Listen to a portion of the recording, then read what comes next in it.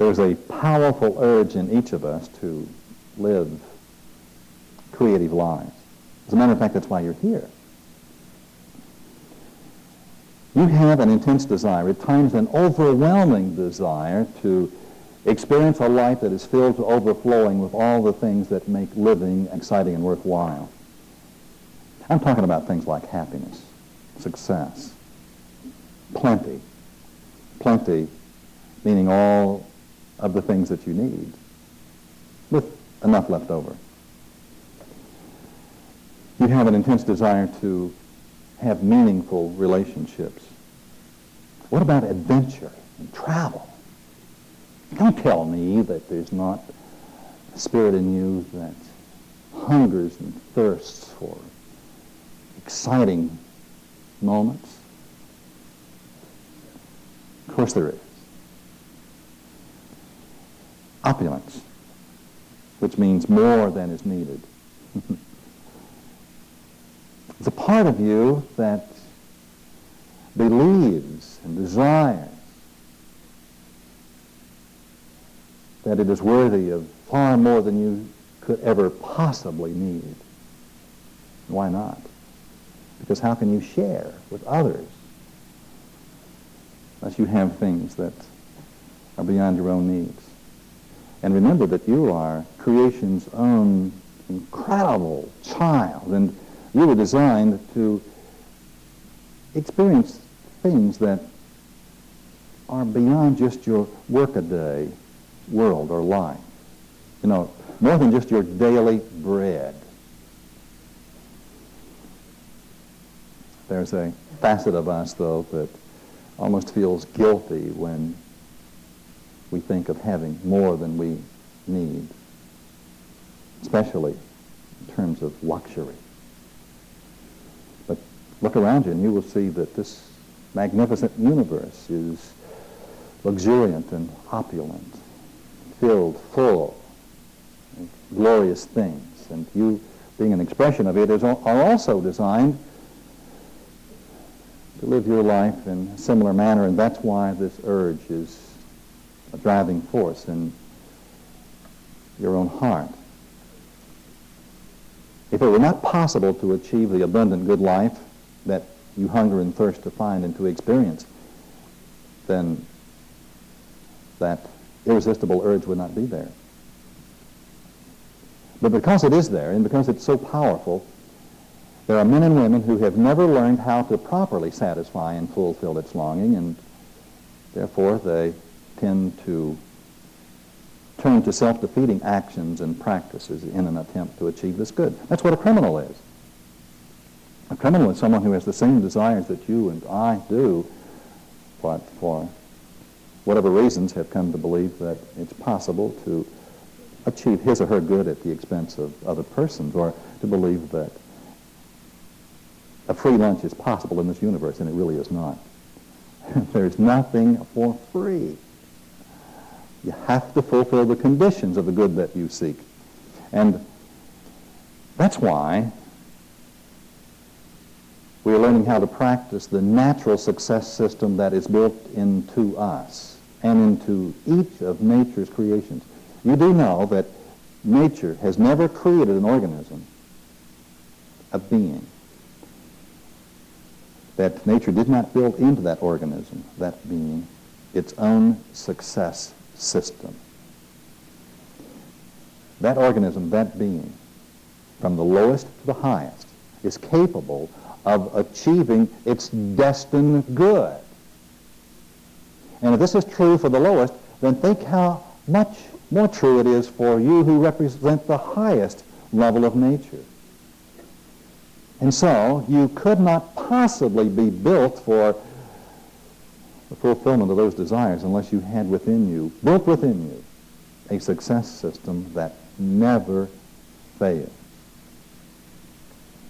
Now, because most people do not understand that they have a built-in success system, and therefore they've never practiced it, they live, in Thoreau's words, lives of quiet desperation. But if you and I will pick up on these principles and learn to practice them in all of our affairs, live all of the time, we can live lives of continued celebration. Which do you prefer, desperation or celebration? Celebration. I tell you, celebration and celebration and celebration. Your daily life should be a celebration of the demonstration of the multiplicity of good that is flowing into your life in a natural and orderly fashion and manner as the result of the practicing of these principles in a conscious and deliberate and systematic way. You will discover that men and women who are successful, who do live creative and fulfilled lives, have as their common denominator either a learned or an intuitive understanding of how the mind works. And that's the subject of the first principle that we will be examining together today. And in this lesson, you will find that we are penetrating into the innermost secrets of the science of success. Our first principle is called accurate thinking. Accurate thinking. And here we come to the analysis of the mystery of all mysteries, the power of the human mind. Accurate thinking means correct thinking. Correct thinking. It means scientific thinking, meaning according to the rules or the laws of thinking. It means on the mark.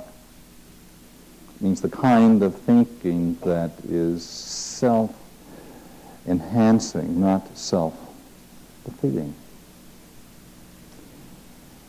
Accurate thinking holds the secret to all the successes and all the failures that you have ever seen or have experienced. And accurate thinking is the most important subject known to mankind, and yet it is the least understood of all the subjects that we have ever examined or explored. It's incredible. No one has ever told us how to think. The laws or the principles of thinking have not been taught simply because that they generally are not understood, and certainly they're not understood in the system of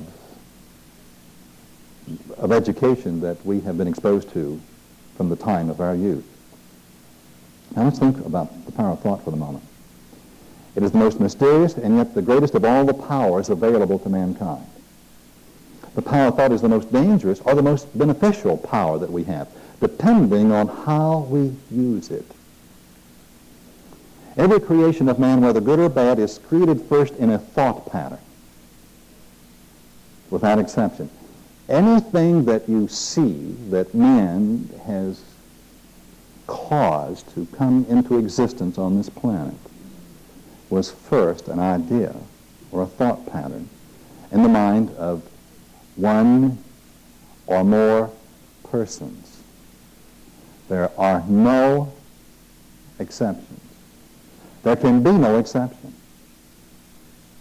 Anything that man creates is created through the tools of thought. And more than that, this planet itself, our solar system, our galaxy, the multiple galaxies of this universe are themselves patterns of thought in a mind that is greater than our own. Everything that exists in the universe is the result of the thinking process, either at the finite level where we exist or the infinite level where the mind of God exists, and there are no exceptions. Our thought process is identical to the process of the thinker that has created us. That thinker we call by different names, one of which is God. We are like it, created in the image of it. What is the image of it but the thought pattern? You are an image. You are a thought in the mind of God. You are. But you are empowered by that very same mind that has created you. Thought, meaning thinking and feeling, is the only thing over which the human race and every person in it has been given complete control. Now, having been given complete control does not mean that we have assumed control or that we have taken control of our thought, of our mind. We have the ability to control our minds, but for the most part, our thoughts, our minds are out of control because we've not yet learned how to control our minds. It would be like someone giving you a wild horse and putting it in the corral out back. It is yours, but what are you going to do with it? If you get on it, you will have a time establishing your control over it. Our minds are much the same way. We have not yet been able to rein them in and to saddle up and to take charge and go riding off into the sunset of our destined good. But if you're ready for it, then I can assure you that something astonishing can begin to take place in your life. Every person who achieves any form of enduring success over mediocrity must learn the art and science of thinking accurately and correctly. And let me tell you what I mean by that last statement. It is possible to be born into a family just like your own, parents about like your own, siblings about like your own if you have them, and to grow up through the educational system, going through the grades exactly like you did, and graduating and going out into the world just as you and I and the rest of us have, and still have no inkling of how to take charge of your mind and of your thought. It's possible to experience life in the manner that I have described and function at the level of the norm. People who function that way are called normal. That's what normal is. I just described normal to you. Now, if you wish to settle for normalcy, then you don't ever have to take another thought. Just be normal. But that is mediocre, meaning that somewhere in the middle range of things. Any human being who ever rises above that level must learn the art and the science of thinking accurately and correctly. And it is not possible to understand and practice accurate or correct thinking without understanding two basic fundamentals of how thought works, and namely the concept of inductive thinking, which the conscious mind uses, and deductive thinking, which the subconscious mind uses. And here I mentioned two terms, conscious mind and subconscious mind, and for many of us that is confusing. First, it's important to understand that the mind has a dual action.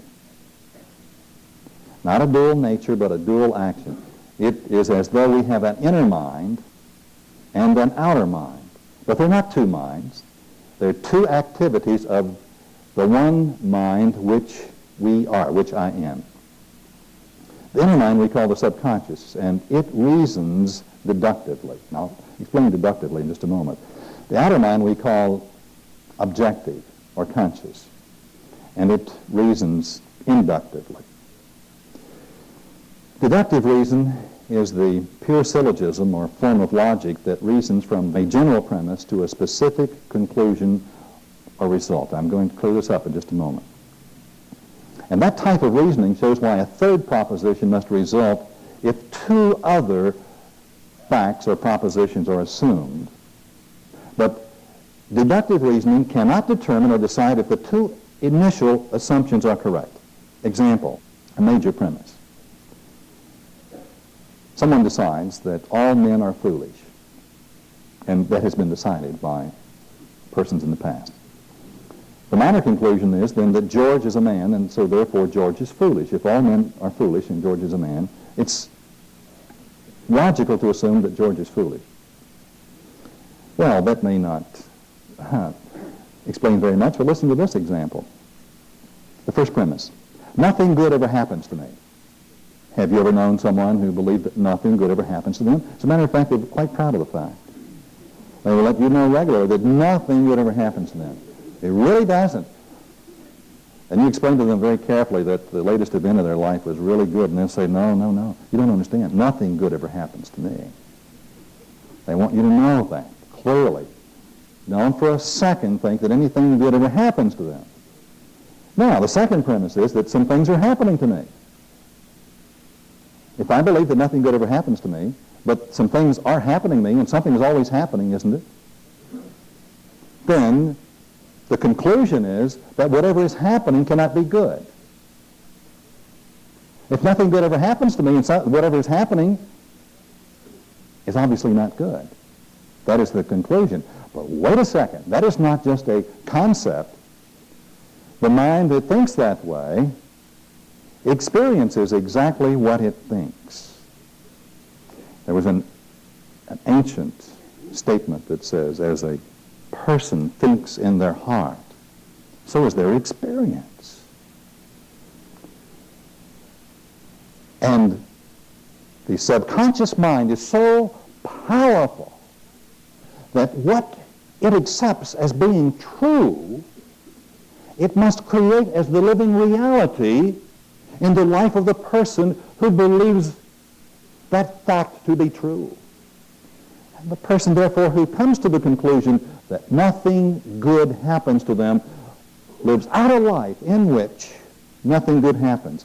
And suppose some great good does occur, their subconscious mind must take that fact, that experience, and ultimately prove it to be the non-good that they accepted it to be in the beginning.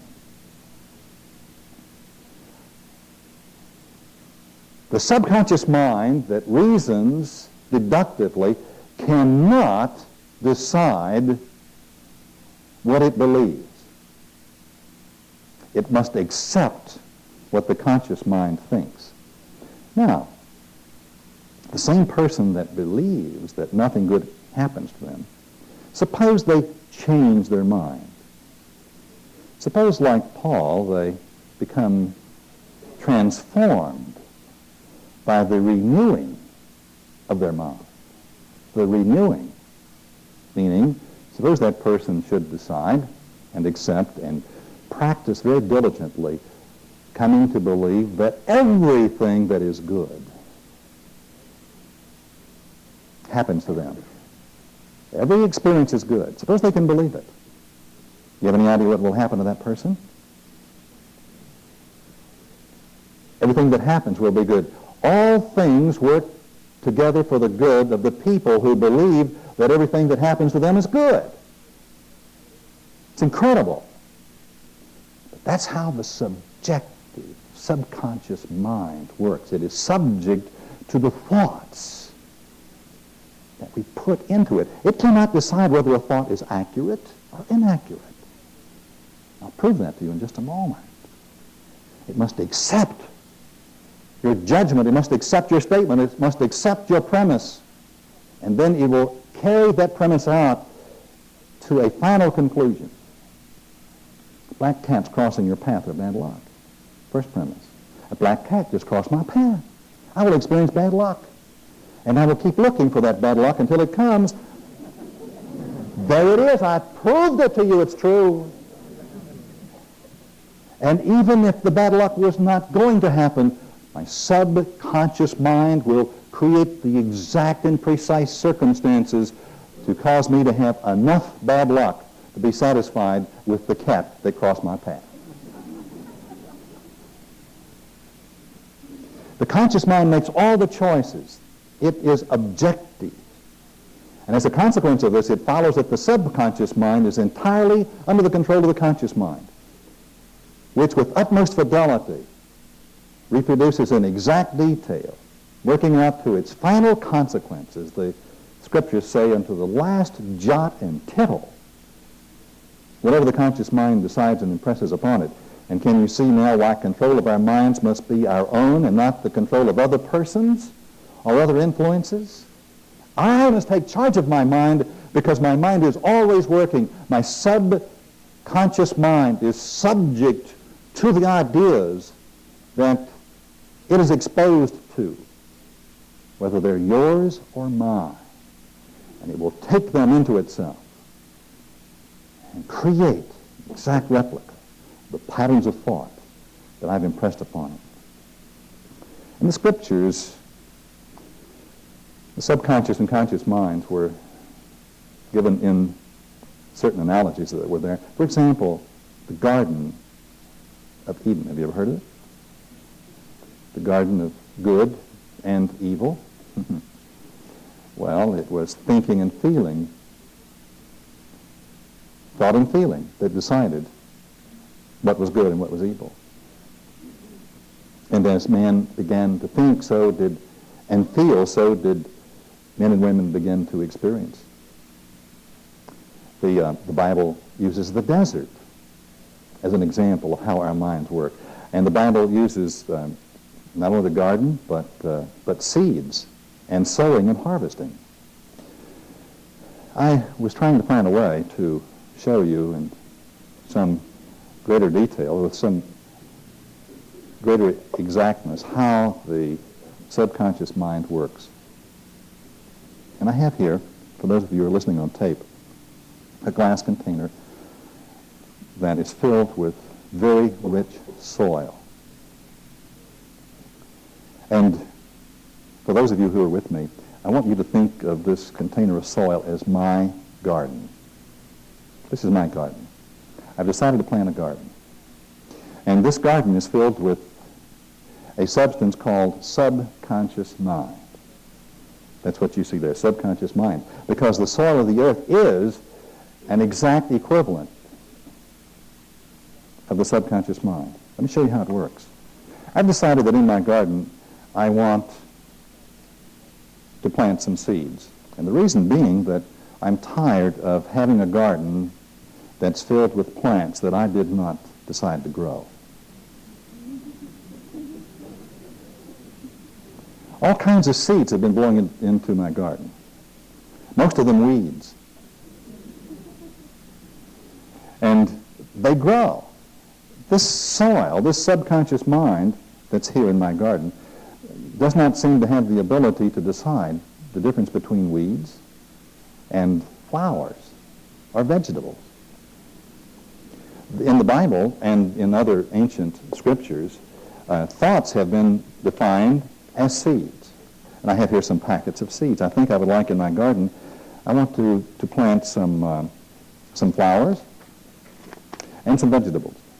And I want to plant some sweet peas. And so I'm going to put these seeds here, the sweet pea seeds, in the soil. And you'll notice that the soil has no opportunity to reject the seed. Have you ever seen a garden that could not accept a seed? Now, can it decide whether the seed is the proper one or not? It must accept the seed that I have planted. Would you agree? It cannot say and cannot even think about not accepting the seed. Why? Because its nature is to accept all of the seed that come into it, and it will take those seeds and cause them to grow if they are properly nourished. And it will make of them what they, the seed, already are. And I can plant in my garden any number of seeds, different kinds. I want some vegetables. Here I want some tomatoes. I want to have a little spaghetti this fall, and so I'll need some pumpkin seeds. I really like pumpkin pie. And let's see, a few carrots. That's all for right now. I'll get around to planting the other seed in my garden a little later. But this garden accepts those seeds, and it does so eagerly, joyously. It already is going to work to recreate in exact detail the seed that I have placed there. I want to take a moment to read to you from the 4th chapter of Mark story. See if it has any relationship or if it describes what I have just done. Listen, exclamation point. A farmer decided to sow some grain. Well, we're all farmers in the sense that we're all cultivating the soil of our own lives. We're all thinking the thoughts that we think, and we're always sowing grain. And remember that in the Scriptures, seeds or grain are our thoughts. So a farmer decided to sow some grain, and as he scattered it across the field, some of it fell on the path, and the birds came and picked it off the hard ground and ate it. Some seed fell on thin soil with underlying rock, and it grew up quickly enough, but soon wilted beneath the hot sun and died because the roots had no nourishment in the shallow soil. Other seeds fell among the thorns that shot up and crowded the young plants so that they produced no grain. But some of the seeds fell into good soil and yielded 30 times as much as he had planted. Some of it even 60 or 100 times as much. If you have ears, listen. And those gathered there said, "What does your story mean?" And he said, "Now, here's the explanation. The hard path where some of the seeds fell represents the heart of a person who hears the good news about how the mind works, but doesn't understand it. Why would a person hear the good news and not understand it? Because they're not ready to be changed. We will not understand this good news unless we are willing to have some rather dramatic changes take place in my life. If I like my garden the way it is, then I'm going to keep the top on it. And for those of you who are listening on tape, I have a top on this container. It's a hard plastic top. And I'm going to try to plant some seeds there.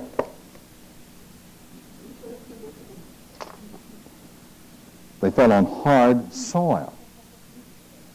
They're not going to grow in that garden. And that's exactly what happens to us if we have the lid on our thinking. The shallow, rocky soil represents the heart of a man who hears the message, receives it with real joy, but doesn't have much depth in his life. And the seeds don't root very deeply.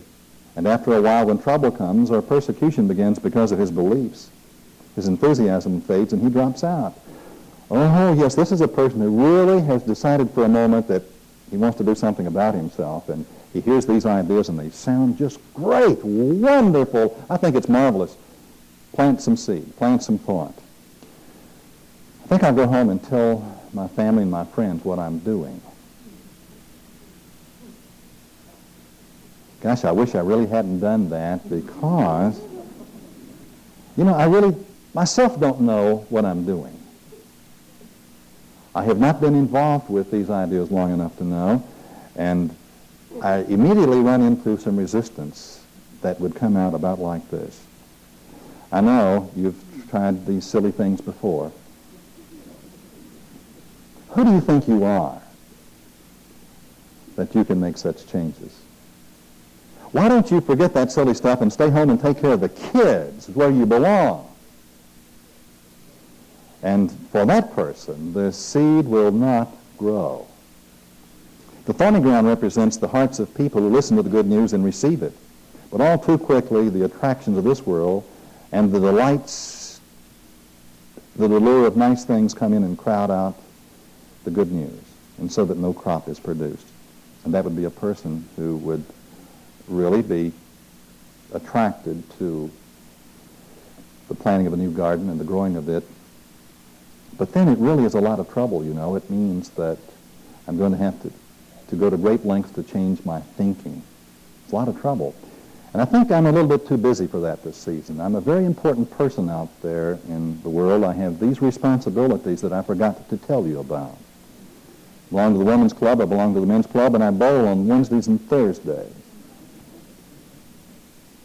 And besides, I was doing much better than I thought I was. I wonder why I ever thought it was necessary for me to become involved with these ideas. But the good soil represents the heart of those who truly accept and produce a plentiful harvest, 30, 60, or even 100 times as much as was planted in their hearts. And you see, that's what begins to happen. Any farmer will tell you that when he plants crop, that he doesn't get back the amount that he planted or couldn't farm if he did, but he will reap a harvest many times more than what is planted. And that's the way it works in the garden of the mind. What you and I are experiencing in our individual lives is the accumulated concepts or seeds that have been planted in the soil of our subconscious mind. What you think you are is what you experience. And if you think that you are limited, if you have sown the seeds of thoughts that tell you that you are limited, that you're unworthy, that you are not capable, then that will be precisely what your experience will be. Exactly. What the mind of a human being can conceive and believe, it will achieve. And that is an inexorable law. If you and I plant into this lush, verdant, creative soil of our subconscious minds a concept, a series of concepts, a package of concepts, those concepts must grow. They will grow. They will become the new reality of our existence. If we decide that we have been wrong about ourselves, that we have limited ourselves with our thoughts, and that we have empowered this subconscious mind with negative thinking so that it must produce a negative harvest, we can change our mind. And our lives will change. There will be a new, rich, and rewarding harvest. I have here an acorn. It's really an acorn. Would you believe that in that acorn there is a mighty oak tree? Do you believe that? You know that, don't you? And if this acorn is planted, what will happen in time? It will change its form, because contained within that seed, that's what an acorn is an identity that is already established. You and I come to know that we too are giant oaks in acorn form, that we are beings worthy of our good, and if we cause that seed to be planted, in time the experience will become the equivalent of the seed that is sown. And that is the way. It really is. Opinions are dangerous, and any person who is an accurate thinker avoids opinions like the plague, either their opinions or other person's opinions. An accurate thinker does not permit anyone to do their thinking for them, because if you do, in all likelihood you will end up with a garden of a different variety. And I failed to tell you that I have another garden here in this container, and this garden is called a desert. It is a desert. You can come and examine it. There it is. Soil, rocks. This past summer, we spent some time in the largest desert in the world, the Gobi Desert in China. Hundreds, thousands and thousands of square miles of desert. The word Gobi means little rocks. A lot of dirt, a lot of rocks, and nothing else for miles and miles. And yet, there in that desert, I saw the most incredible thing that I saw in China, other than the Great Wall itself. You see, there were some people in China who decided that that desert should and could come alive. And they discovered the underground streams of water that were there and dug down and brought that water to the surface. And then they, by taking thought and deciding the kinds of oases that they would create, planted and are growing there gardens of such rich lushness that you can hardly believe it. We went flashing through the desert in a train, and I looked out at the Gobi and its rocks, and then here would come into view mile after mile of lush, verdant land that was cultivated the very same way that I'm speaking to you, just as your mind. If your life has appeared to you to be a desert, I can tell you that it isn't, because contained within this container of soil are all of the elements necessary to create an oasis. And that is what your life and my life can be if we choose. We can change it a moment. Everything that is necessary is available to us. That's why the 17 principles of success are so important for us to experience, because what we're doing is preparing the soil of our subconscious mind, and we're creating a positive mental attitude which becomes reflected in the feelings of our subjective self. We have decided on a definiteness of purpose. We have learned to work with applied faith, with enthusiasm, and we have decided upon a definite major purpose that becomes the seed that is planted in this new garden of our lives. Not only a definite major purpose in our lives, but a number of other minor, yet very important objectives that we call our goals. So the accurate thinker is a person who scrutinizes with great care everything that he thinks and feels, deciding for himself and herself what those thoughts will be, because he's come to know of this incredible power and how the two phases of the mind work together. We decide, we think, we visualize. In China, I took some pictures of the Great Wall, of the Great Desert, of the oasis that we saw there. And you know what happened with the camera. I had film in the camera. The light came through the lens and impressed itself upon that film. The shutter opened, the light came in, and what the camera saw became the photograph that I can show you of the Gobi Desert and of those things that I've been describing to you. It is the same activity of the subconscious mind. What you see with your creative imagination, the pictures that you see, become impressed upon your subconscious mind.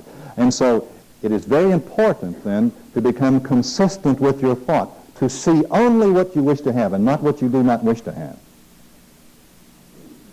Og Mandino said in his book, The Greatest Salesman in the World, "And most of all, I will love myself, for when I do, I will zealously inspect all things which enter my body, my mind, my soul, and my heart."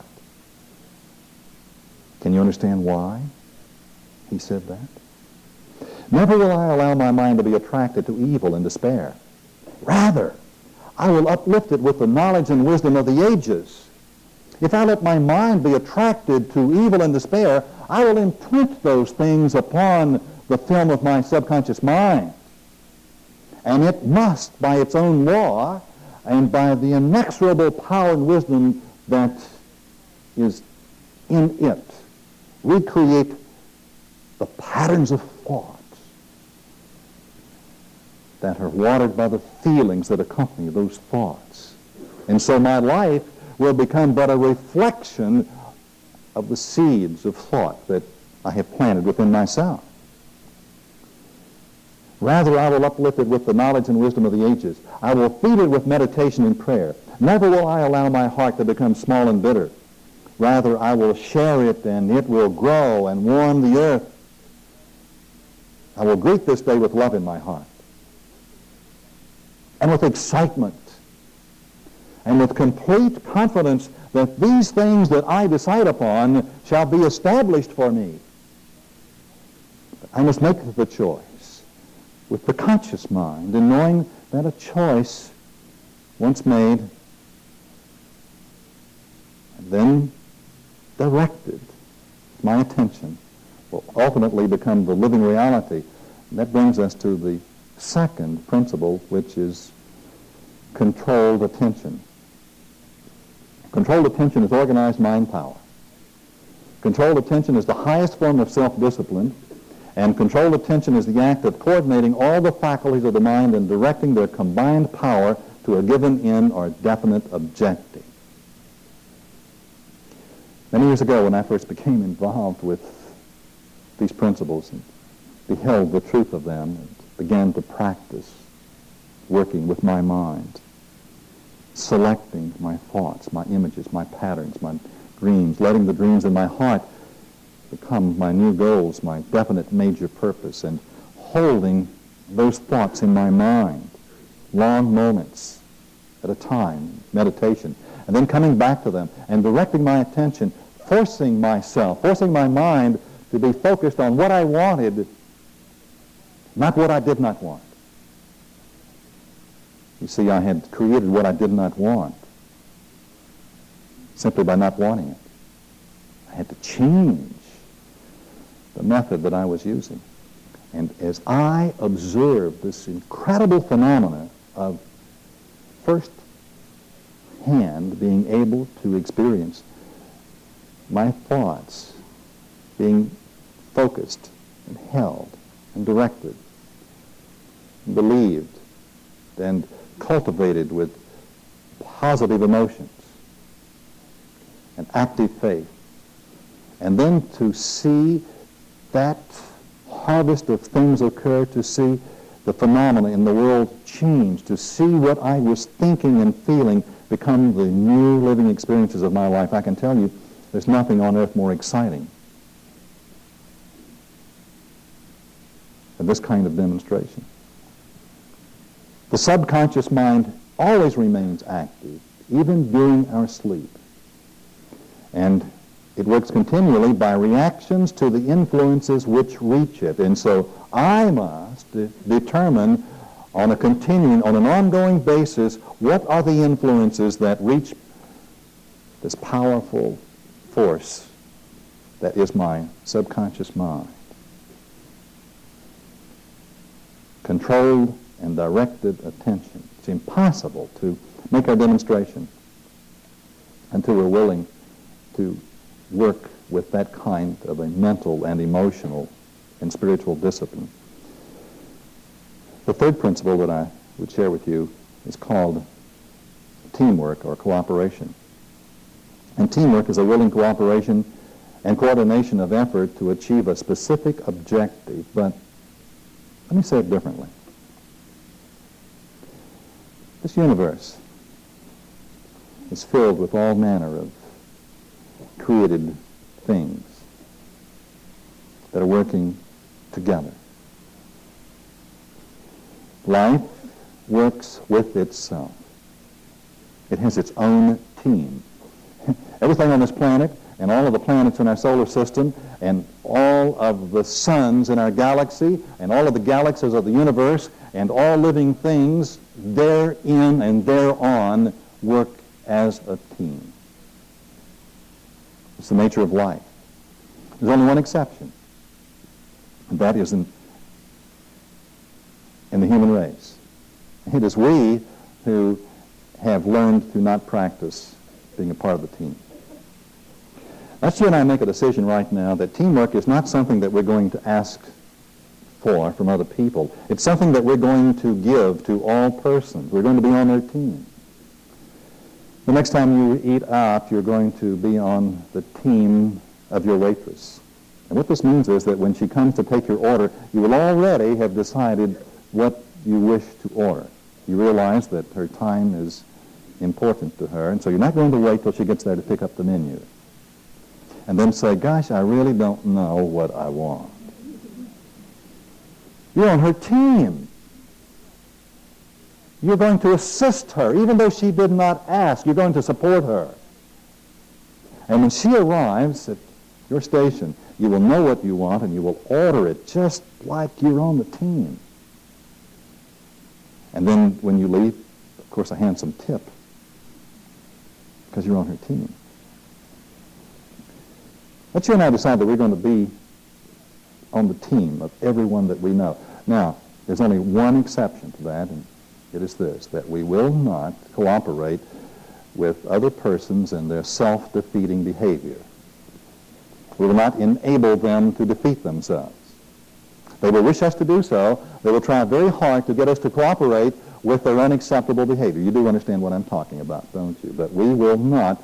We will be on their team, but we are there to help them, not be a force as they defeat themselves. Everyone that we live with, everyone that we work with, we will support actively. We'll make their life easier. Yesterday, I saw a man walk through the double doors of an office building. He was about 10 feet inside, and he turned and looked and saw another man approaching those same doors from the outside, carrying a briefcase and a large container in his other arm. He was unable to open the door. The first man saw what was happening and ran back outside, opened the first door and then the second door, unasked. Now, I remind you that he did it for another man, not a woman. Teamwork on his team. If you and I think and feel and act this way, do you have any idea what begins to happen to us? You see, teamwork is something that you give. Cooperation is something that you give. But the nature of all life is such that as you give it, so it is given to you. In time, what you give comes back, and before you know it, the powers and the forces of all life are working for you, working with you. And you will discover that as you have given your cooperation to all mankind, to all living things, then so will all living things, with a few possible exceptions, which will not count. They will work with you and for you, on your behalf. All life works to support itself. And when you and I work to support all life, we've taken a giant step forward in our experience of success. And that's the way. It really is.